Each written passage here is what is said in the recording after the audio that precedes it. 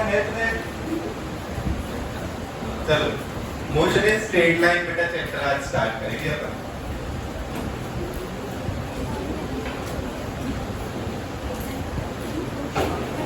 Motion in straight line या फिर हम कहेंगे वन डायमेंशन में। तो इसमें बेटा सबसे पहले बेसिक टर्मिनोलॉजी आती है। बेसिक टर्म्स में अपनों ने क्या देखना है? अपन देखेंगे बेटा सबसे पहली जो टर्म डिफाइन होने लगी, ठीक है।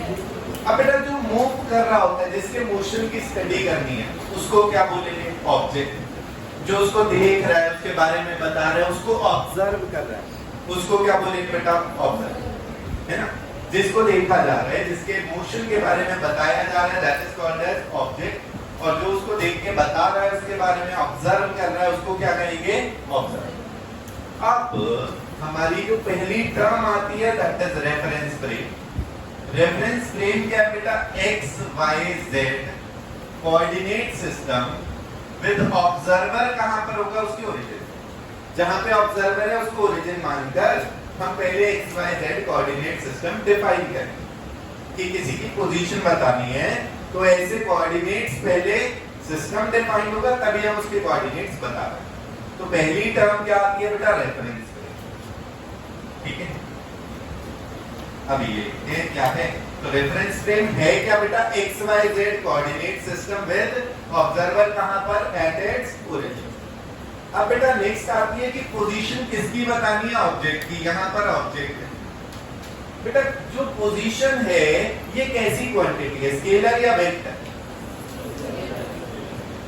लेट से आप नहीं बता रहे है ना, किसी से पूछा बेटा आपने अगर हमारी पोजीशन के बारे में बताया, केवल डिस्टेंस बताने से काम चल जाएगा या साथ में डायरेक्शन बताने में? इसका मतलब कैसी क्वांटिटी? वेक्टर। पोजीशन में केवल डिस्टेंस से तो काम नहीं चलता। हम ओमनी प्रेजेंट तो नहीं है भैया, आपने कहा कि हमसे 4 मीटर पे सर है, हर जगह तो नहीं, एक ही जगह, तो डायरेक्शन साथ में स्पेसिफाई करी जाएगी। तो पोजीशन कैसी क्वांटिटी आएगी बेटा? पोजीशन वेक्टर होगा। डिनोट किससे करेंगे? आर से। सिर्फ एरो लगाया मतलब वेक्टर क्वांटिटी। तो पहली टर्म हम पढ़ते हैं रेफरेंस फ्रेम। रेफरेंस फ्रेम क्या है बेटा? देखिए X Y Z coordinate system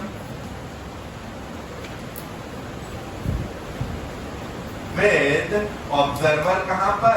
with observer at its origin. with observer at its origin, ठीक है। इसके बाद अपनों ने क्या डिफाइन करा बेटा? Position vector. पहले तो ये पता लग गया कि पोजीशन वेक्टर ही होना जरूरी है, क्योंकि केवल डिस्टेंस बता के पूरी पोजीशन नहीं पता लगेगी, साथ में क्या बताना पड़ेगा? डायरेक्शन। तो पोजीशन वेक्टर बेटा डिनोट करा जाता है किससे? आर से। वेक्टर क्वांटिटी है। सिंपलेस्ट शब्दों में कह सकते हैं a vector joining observer to object. Vector joining observer to object.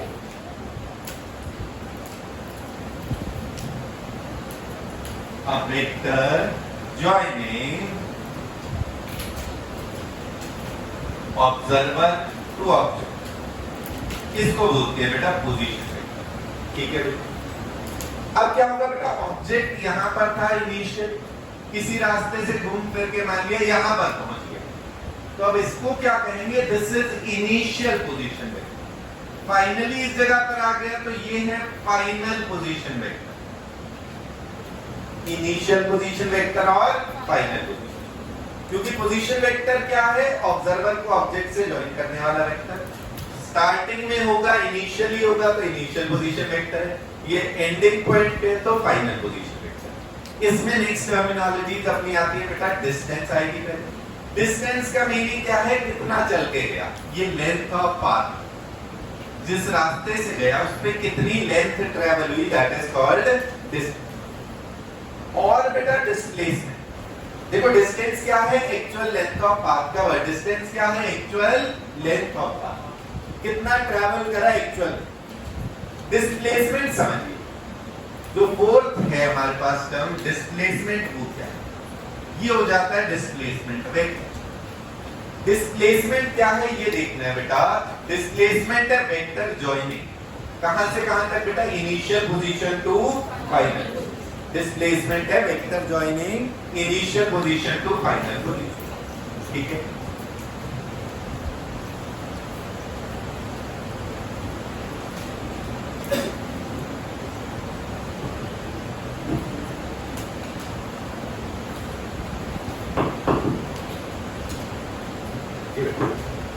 देखा बेटा अपनों ने, जो ऑब्जर्व कर रहा है उसको ऑब्जर्वर बोला, जिसको देखा जा रहा है वो ऑब्जेक्ट है।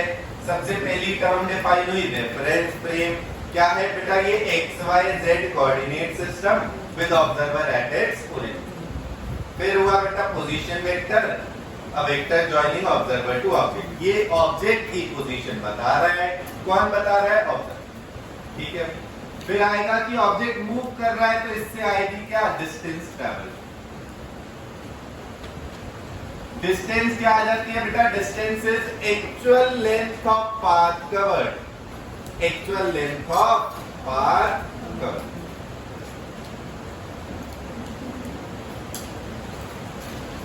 और चौथी क्वांटिटी नेक्स्ट जो आ जाएगी वो है अपने पास क्या? डिस्प्लेसमेंट। वो है क्या बेटा? डिस्प्लेसमेंट।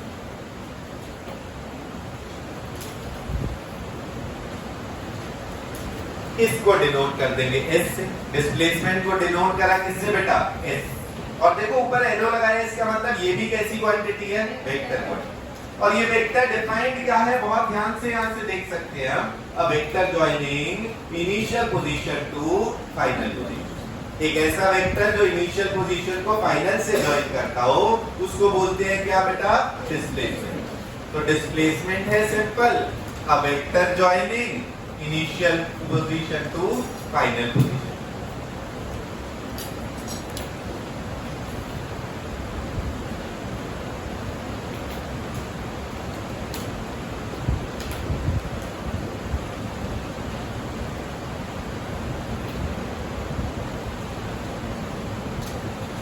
अच्छा, इसको अब कुछ और तरीके से भी समझा जा सकता है, क्योंकि बेटा जब पहले अपन डिस्प्लेसमेंट स्टार्टिंग में पढ़ते थे, 9th क्लास में पहली बार आता है, वहां पर कई जगह होता है कि shortest distance between initial and final.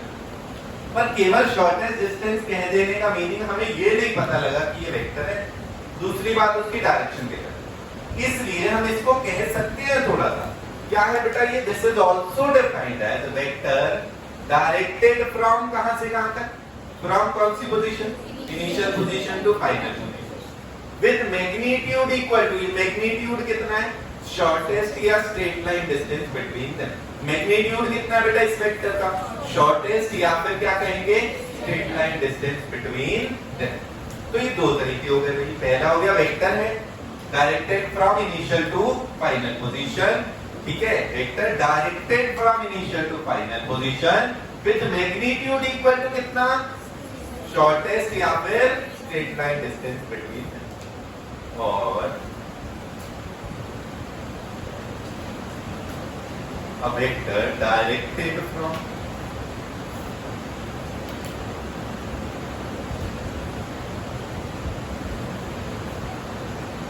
initial position to final position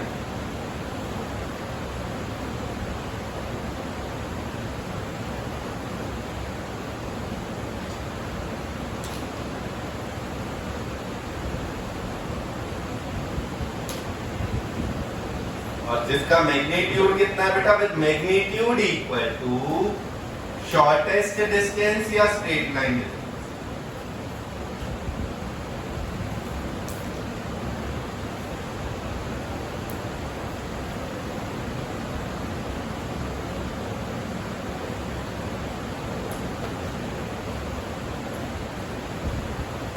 ये हो गया, ठीक है। तीसरा हमने ये भी देखा बेटा, यहां पर आप देखेंगे initial position vector, final position vector और एस, ये तीनों मिला के एक ट्रायंगल ऑफ वेक्टर्स बन रहा है। क्या बन रहा है बेटा? एक ट्रायंगल ऑफ वेक्टर्स। और वेक्टर्स में हम एक ट्रायंगल लॉ जानते हैं। ट्रायंगल लॉ क्या होता है बेटा? जो दोनों वेक्टर ऐड होने हैं वो कैसे लगे होते हैं आपस में? Head to tail. Triangle law में आता है जो दोनों ऐड होने हैं वो हेड टू टेल में लगे हैं। और जो ये होगा starting from tail of first to the head of second, पहले की टेल से दूसरे के हेड तक, ये हो जाएगा इन दोनों का सम। यहां पर क्या दिख रहा है बेटा? ये कौन से दो हेड टू टेल में? कौन से दो हेड टू टेल में? आर इनिशियल और एस। और बेटा फाइनली ये क्या बनेगा? R final. मतलब हम क्या कह सकते हैं बेटा? कौन से दो वेक्टर आपस में ऐड हो रहे हैं? आर आई और एस, और ये दोनों का सम कौन है? R I. तो बेटा R I plus S is equal to R S. Initial position vector plus displacement is equal to final position vector. Therefore बेटा S क्या आ गया, S इज इक्वल टू आ गया R final minus R initial. Displacement आ गया बेटा final position vector minus initial position. और बच्चों कोई भी क्वांटिटी उसमें उसकी फाइनल माइनस इनिशियल, ये हमें क्या देता है, चेंज कितना हुआ। Final minus initial of any quantity से पता क्या लगता है कि उसमें कितना चेंज हुआ। So this is equal to क्या आएगा बेटा, डिस्प्लेसमेंट इक्वल टू आएगा change in position vector. Delta का मीनिंग हो जाता है क्या, चेंज इन। तो ये आ जाएगा चेंज इन पोजीशन वेक्टर या फिर चेंज इन R, वेयर ये ट्राइंगल का नाम होता है बेटा डेल्टा और इसका मीनिंग क्या होता है, चेंज इन। इसका मीनिंग है चेंज इन और इसका नाम क्या होता है बेटा, delta. Ri plus S equal to Rf, initial position plus displacement equal to मिलेगा क्या, फाइनल पोजीशन वेक्टर। तो S क्या मिला इससे, S इज इक्वल टू आया R final minus R initial, final position vector minus initial position. और कोई भी क्वांटिटी में फाइनल माइनस इनिशियल हमें क्या देता है बेटा, चेंज इन दैट क्वांटिटी। तो final position vector minus initial position vector मिलेगा चेंज इन पोजीशन वेक्टर, उसको डिनोट इस तरीके से करें। इसका मीनिंग क्या बेटा, चेंज इन R। इसका मीनिंग क्या है पूरे का, चेंज इन R। जहां पर बेटा ये ट्रायंगल, इसका मीनिंग क्या है, चेंज इन, और इसका नाम क्या आता है, डेल्टा। तो डिस्प्लेसमेंट क्या है बच्चों, चेंज इन पोजीशन वेक्टर।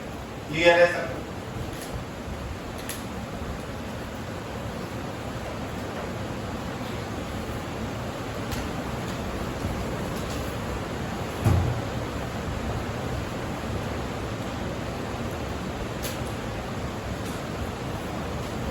अब इसके बाद बेटा पहले रेफरेंस फ्रेम देखा अपनों ने, reference frame, position vector, distance और डिस्प्ले। रेफरेंस फ्रेम क्या है बेटा, XYZ coordinate system with observer at its origin. Position vector क्या है, vector joining observer to object. Distance क्या है, एक्चुअल लेंथ ऑफ पाथ, कितना एक्चुअल में लेंथ ऑफ पाथ ट्रेवल करा वो डिस्टेंस। और डिस्प्लेसमेंट क्या है, vector joining initial position to final position, या फिर हम कहें vector directed from initial to final position. और उसका मैग्नीट्यूड कितना है, इन दोनों के बीच की स्ट्रेट लाइन या शॉर्टेस्ट डिस्टेंस। या फिर इसको और क्या कह सकते हैं बेटा, यहां से है डिस्प्लेसमेंट और क्या निकल के आ गया, तीसरे तरीके से हम ये भी कह सकते हैं। एस क्या है, finally change in position vector, change in position. तो डिस्प्लेसमेंट होता है बेटा change in position vector.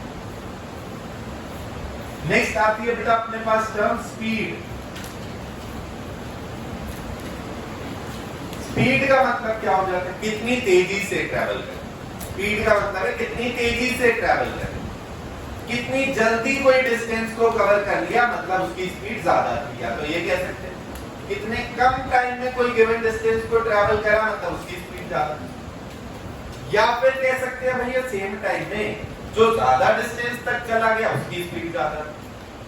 That means speed क्या निकल आता है, distance travelled per unit time, distance travelled per unit, हर यूनिट इंटरवल ऑफ टाइम में कितनी ज्यादा डिस्टेंस ट्रैवल हो रही है, that is called as speed. तो स्पीड क्या हो गया बेटा, distance travelled per unit time.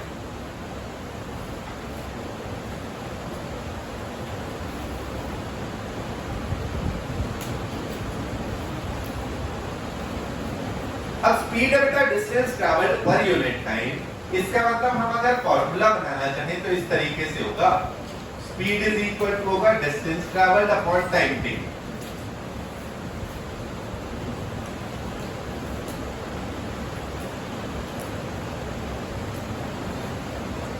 Speed क्या होगा बेटा, distance travelled upon time taken. अब ये जो है ना, ये दो तरीके से डिफाइन होती है। जैसे आप भाई कभी भी ट्रैवल कर रहे हो, जर्नी पे जाएं, तो एक जगह से जब ट्रैवल करना स्टार्ट करेंगे, मान लीजिए कोई भी व्हीकल है, 2 व्हीलर है, 4 व्हीलर है, किसी पे तो क्या होगा, रास्ते में किसी समय उसकी स्पीड हो सकती है 60 किलोमीटर पर आ रहा है, 70, 80, 85 है। और किसी टाइम पे हो सकता है भैया 10-20 भी है जब ट्रैफिक में है या रेलवे क्रॉसिंग है तो 0 की। वो जो स्पीडोमीटर पे दिख रहा होता है वो क्या दिख रहा है, वो दिख रहा है उस इंस्टेंट पे क्या स्पीड है। जरा सा एक्सेलरेट करेंगे वो स्पीड बढ़ जाएगी, जैसे ब्रेक लगाएंगे वो सडनली कम हो जाएगी। वो क्या कहलाती है, वो है इंस्टेंटेनियस, मतलब उसी इंस्टेंट में क्या स्पीड से चल रहा है। और दूसरी आती है बेटा एवरेज। एवरेज मतलब पूरी जर्नी में कितना डिस्टेंस चला अपॉन कितना टाइम लगा। तो एवरेज मतलब बड़े टाइम इंटरवल पे देखा है, एवरेज मतलब बड़े टाइम इंटरवल। इंस्टेंटेनियस का मीनिंग है कि उसी इंस्टेंट पे उसी समय क्या स्पीड से चल रहा है, उसको कैलकुलेट कैसे करा जाएगा for a very very very small time interval, जिसको आप क्या बोलते हैं डीटी, जो टर्म डिफरेंशिएशन में निकल के आएगी आगे, तो बेटा क्या बोलते हैं उसको डीटी। तो यहां पर आप देखेंगे स्पीड और इसके आगे की भी जो एक दो टर्म्स हैं सब में इंस्टेंटेनियस भी होता है और एवरेज। दोनों का डिफरेंस क्या है बेटा, इंस्टेंटेनियस का मीनिंग है इसी समय, अभी क्या स्पीड है, इसी इंस्टेंट पे कितनी स्पीड है। उसको कैलकुलेट कैसे करा जाता है, on very very small time interval, बहुत छोटे से टाइम इंटरवल से करा जाता है। तो टाइम इंटरवल बहुत कम होगा तो डिस्टेंस ट्रैवल भी बहुत कम होगा, कैसे मिलेगा इंस्टेंटेनियस। और एवरेज कैसे मिलता है, on a large time interval, total journey या फिर on a large time interval, वो मिलेगी हमें कैसी वैल्यू, एवरेज। तो बेटा ये हो जाता है स्पीड दो तरीके से आएगी, एक तो आएगी बेटा एवरेज और दूसरी आएगी इंस्टेंटेनियस।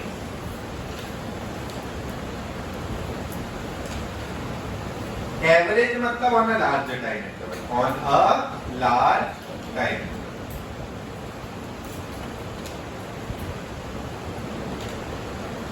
इंस्टेंटेनियस मतलब वैल्यू तो है at the given instant, solve कैसे करते हैं for very very very small time interval, value at given instant.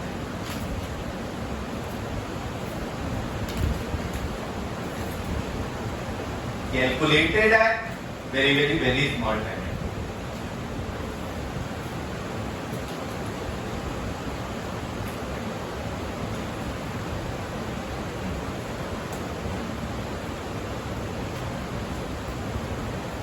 On a large time interval, बेटा लार्ज टाइम इंटरवल को आप डेल्टा टी से कह सकते हैं कि एक चेंज इन टाइम हुआ, but very very very small time interval को dt से दिखाया जाता है। डेल्टा का मीनिंग हमने देखा था, डेल्टा का क्या मीनिंग है, चेंज इन, और d का मीनिंग है very very very small change. d का मीनिंग क्या है, वेरी वेरी वेरी स्मॉल। कितना स्मॉल, 0.00000000000 शाम तक 0 फिर इतना स्मॉल चेंज। क्लियर।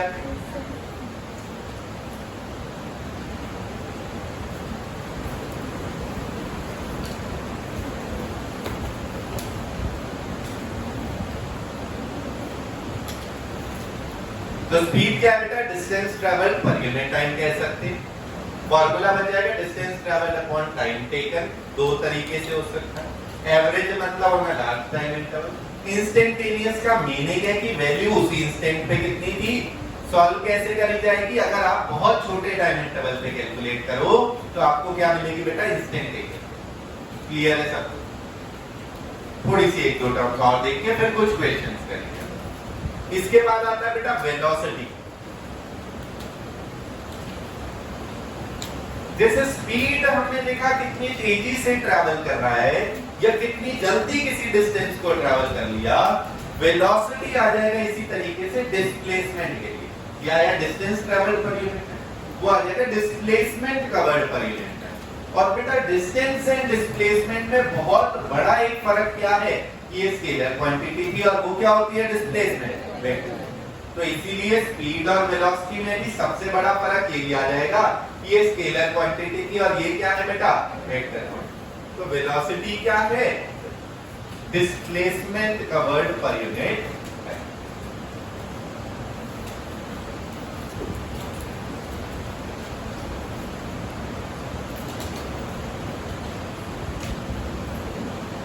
देखो जहां पर भी ऐसा आ जाए ना कि इतना पर यूनिट टाइम, इसको कहने का एक और तरीका होता है, इसका मीनिंग ये भी हो जाता है rate of change of displacement. Rate of change of displacement, कि डिस्प्लेसमेंट के बदलने का रेट क्या है, कितनी तेजी से डिस्प्लेसमेंट चेंज हो रही है, that is called rate of change of displacement. और वही क्या हो जाता है बेटा, वेलोसिटी। तो वेलोसिटी का अगर फॉर्मूला देखा जाए तो ये क्या हो जाएगा बेटा, डिस्प्लेसमेंट अपॉन टाइम।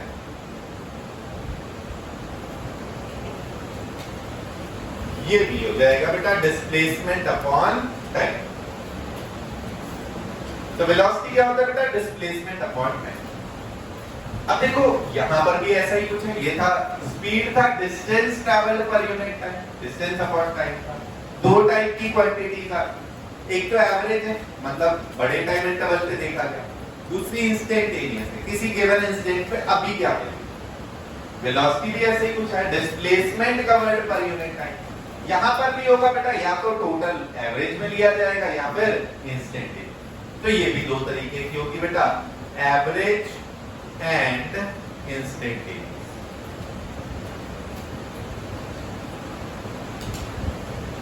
अब वो हमने डिफाइन कर दिया, मीनिंग क्या है।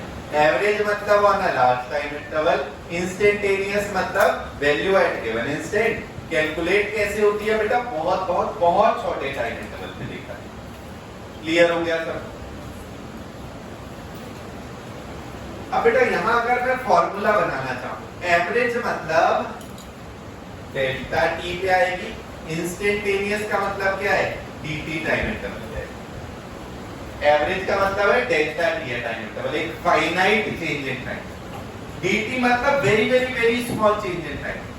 तो अपने को करना क्या, ऊपर लिखना है डिस्प्लेसमेंट, नीचे लिखना है टाइम टेकन। तो यहां पर आ जाएगा बेटा v average is equal displacement travel upon time taken. कितना डिस्प्लेसमेंट हुआ अपॉन कितना टाइम लगा, ये आ जाएगी एवरेज वेलोसिटी। और जो इंस्टेंटेनियस है बेटा, इंस्टेंटेनियस में हमने क्या कहा, कैलकुलेट कैसे होगी और ना, कैसा time interval, very very small. अगर टाइम इंटरवल बहुत छोटा है तो क्या डिस्प्लेसमेंट लार्ज हो पाएगा या वो भी बहुत छोटा ही होगा, छोटा ही होगा ज्यादातर। तो यही चांस है, अगर वो लार्ज होता मतलब इनफाइनाइट होती है, तो ये भी वेरी स्मॉल होगा, इसको ds लिख लो, small change in displacement upon small change in time. ये इसको लिखने का तरीका हो गया। v इंस्टेंटेनियस क्या है, ds बाय dt। क्लियर है यहां तक?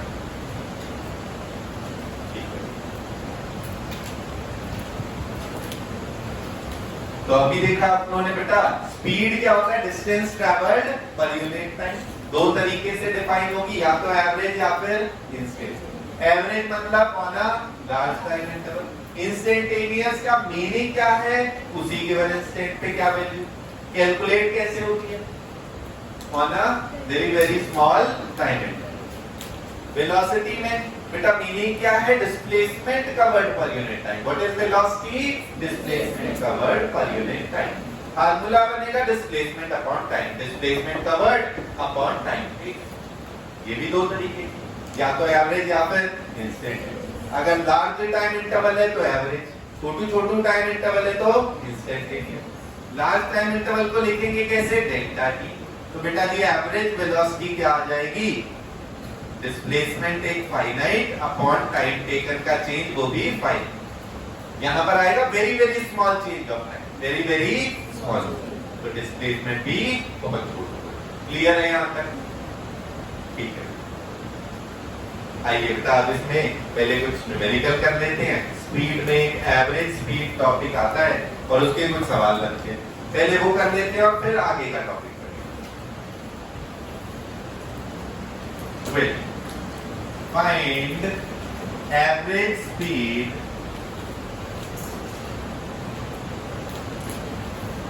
on path ABC.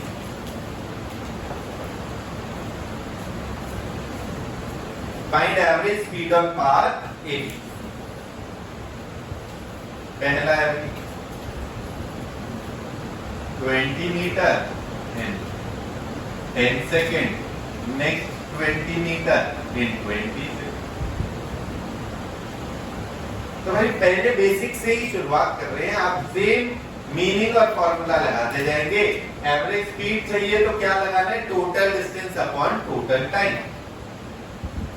सेकेंड,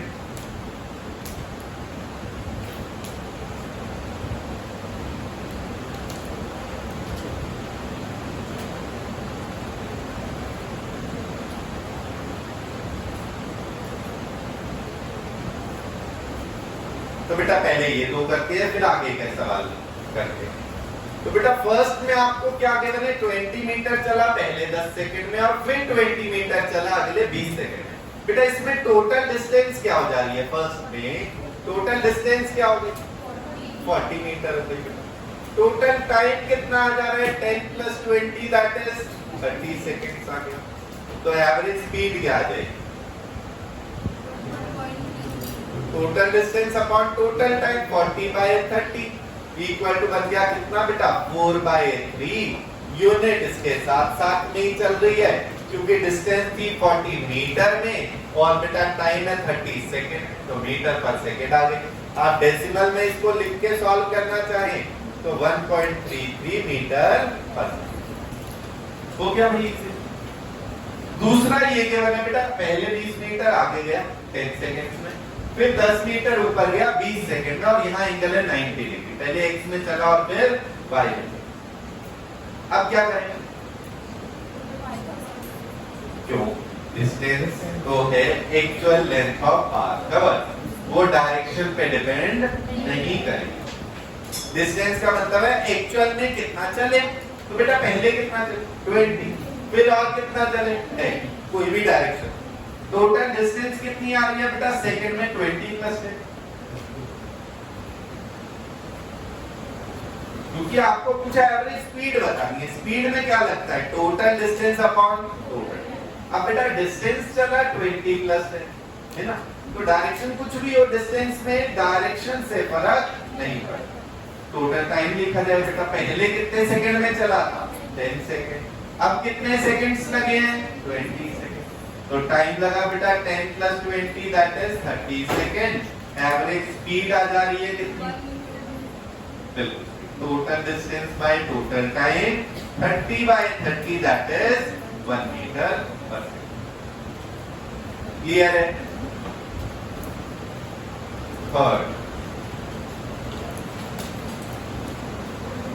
अब आपको गिवन है यहां पर ये चला बेटा, स्पीड थी 100 metre per second for 20 second और फिर थी बेटा 50 metre per second for 40 second. आपको बार बार चाहिए क्या, टोटल डिस्टेंस चाहिए और टोटल टाइम। बेटा इस थर्ड क्वेश्चन में आपको गिवन क्या है, बेटा टाइम तो दोनों गिवन है, क्या डिस्टेंसेस गिवन है नहीं, तो टोटल डिस्टेंस कैसे आएगी बेटा d1 + d2। इसका मतलब आपको d1 और d2 अलग अलग सॉल्व करना। स्पीड है बेटा डिस्टेंस अपॉन टाइम, तो डिस्टेंस क्या हो जाएगा स्पीड इनटू टाइम, तो d1 क्या आ जाएगा यहाँ का speed into time 100 × 20 plus d2, यहाँ सेकंड पार्ट में डिस्टेंस क्या आ जाएगी a से b में है स्पीड इनटू टाइम 100 × 20 और बेटा b से c में क्या आ जाएगी 50 × 40 इक्वल टू कितना आ रहा है बेटा डिस्टेंस, ये 2000 और ये भी 2000 ऐड करके कितना आ रहा है बेटा 4000 एंड टोटल टाइम कितना लगा, टोटल टाइम कितना लगा बेटा 60। इसलिए स्पीड कितनी आ जाएगी बेटा, एवरेज स्पीड आ जाएगी total distance upon total time.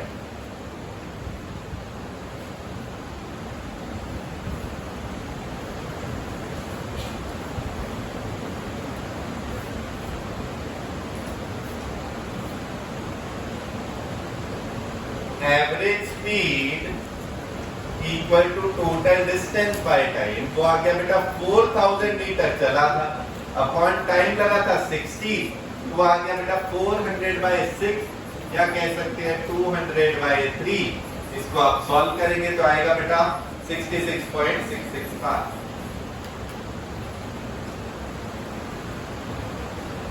वो पॉइंट के बाद 6 7 लिख दिया जाता है। क्लियर हो गया बेटा? यहाँ पर सभी को क्लियर है? फोर्थ बेटा ऐसा दिया है कि अब ये चला है with a speed 40 metre per second for some time t and later चला बेटा with speed 60 metre per second for time t।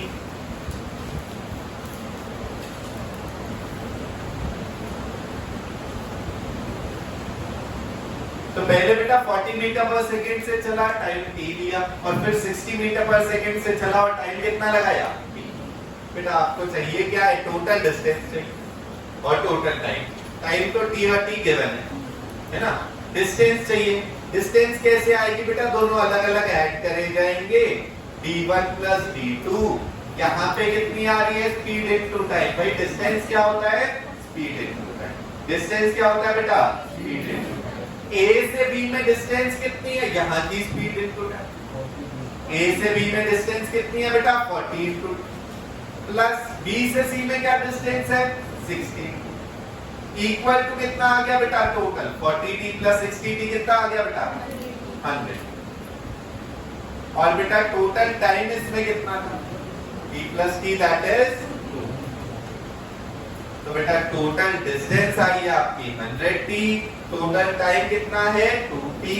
Therefore average speed कितनी हो जा रही है?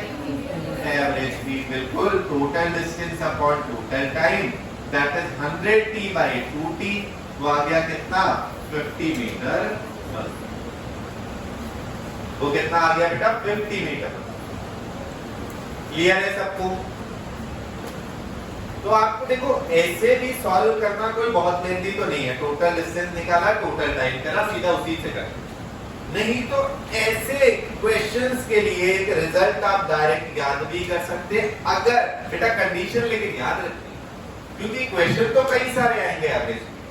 केवल इसी कंडीशन के लिए अगर दोनों टाइम इंटरवल बराबर हैं, अगर दोनों टाइम इंटरवल इक्वल है, तब एवरेज स्पीड आ जाती है v1 plus v2 by 2। v average equal to v1 plus v2 by 2 if v1 is equal to 2। अगर बेटा दोनों टाइम इंटरवल इक्वल लिए थे, तब आप एवरेज स्पीड इसमें क्या लिख सकते हैं बेटा? v1 plus v2 by 2। जैसे ये 40 थी, ये 60, सेम टाइम के लिए। पहले t टाइम के लिए 40 की स्पीड से चला, अगले t टाइम के लिए 60 की स्पीड से चला, तो आप सीधा सीधा 40 प्लस 60 बाई 2 कर रहे हैं। क्लियर हो गया?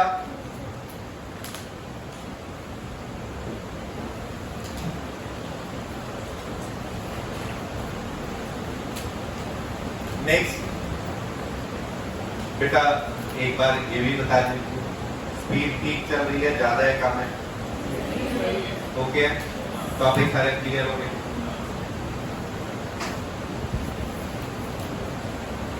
भाई ऐसा आज की क्लास में कुछ को ये भी कर सकते हैं कि हाँ बेसिक बेसिक टॉपिक चल रहे हैं, टॉपिक, लेकिन इसको भी हल्के में नहीं लेते। ये आज समझेंगे, पहली 2 सीढ़ी चढ़ेंगे आराम से, तभी अगली 3rd 4th पे फिर जा पाए। सीधा फिर 4th पे जंप करने मत आओ कि हम पिछली क्लास का तो नहीं पढ़े सही से, क्या हलवा बढ़ा देते आप। ठीक है, तो अभी भैया इन पे भी ध्यान देना है, तभी अगले में और बढ़िया समझ जाए। फिफ्थ बेटा ये है A से B और B से C। यहां पर आपको गिवन है ये D डिस्टेंस चला with a speed of 40 metre per second, और अगली D डिस्टेंस चला with a speed of 60 metre per second. पहले D डिस्टेंस चला with a speed of 40 metre per second, और अगली D डिस्टेंस चला with a speed of 60 metre per second. आपको तो बार-बार क्या फाइंड करना है बेटा? टोटल डिस्टेंस लिखनी है अपॉन में टोटल टाइम लिखना। इस सवाल में आपको गिवन क्या है बेटा? दोनों जगह पे डिस्टेंसेस तो दिए हैं, क्या टाइम गिवन है? नहीं, मतलब दोनों के टाइम निकालने हैं। गिवन क्या है? साथ में स्पीड। तो सीधा सीधा फॉर्मूला हम जानते हैं, स्पीड है बेटा डिस्टेंस अपॉन टाइम। स्पीड क्या है? Distance upon time. तो टाइम क्या आएगा, डिस्टेंस अपॉन स्पीड। तो बेटा यहां से t1 कितना आ जाएगा बेटा, d/40 एंड t2 a से b का टाइम कितना आ रहा है, इसकी डिस्टेंस अपॉन d/40। b से c का टाइम कितना आ रहा है, उसकी स्पीड अपॉन तो डिस्टेंस अपॉन स्पीड d/60। तो टोटल टाइम कितना आएगा बेटा, इन दोनों को ऐड कर, टोटल कैसे मिलेगा, इन दोनों को ऐड। तो इससे बेटा टोटल टाइम मिला d/40 प्लस d/60। इसमें कर दी जाए बेटा एलसीएम बाजी, एलसीएम लिया जाए बेटा, एलसीएम ले लेंगे इसमें क्या 120 ले लेते, इसका 2 टाइम्स होता है, इसका 3 टाइम्स होता है। तो अपॉन में आ गया 120, ऊपर क्या आ गया बेटा 3d प्लस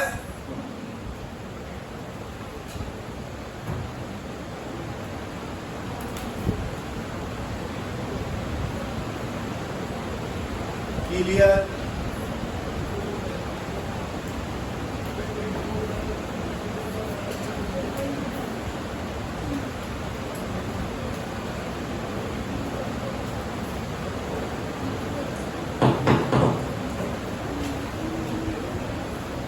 जी बेटा अब देखेंगे बेटा टोटल टाइम कितना आ गया, ये 5d/120। इसको आप सॉल्व करें थोड़ा सा, t इज इक्वल टू आ गया बेटा 5d/120, 5 से कैंसिल करेंगे तो d/24, ये टोटल टाइम आया है ना।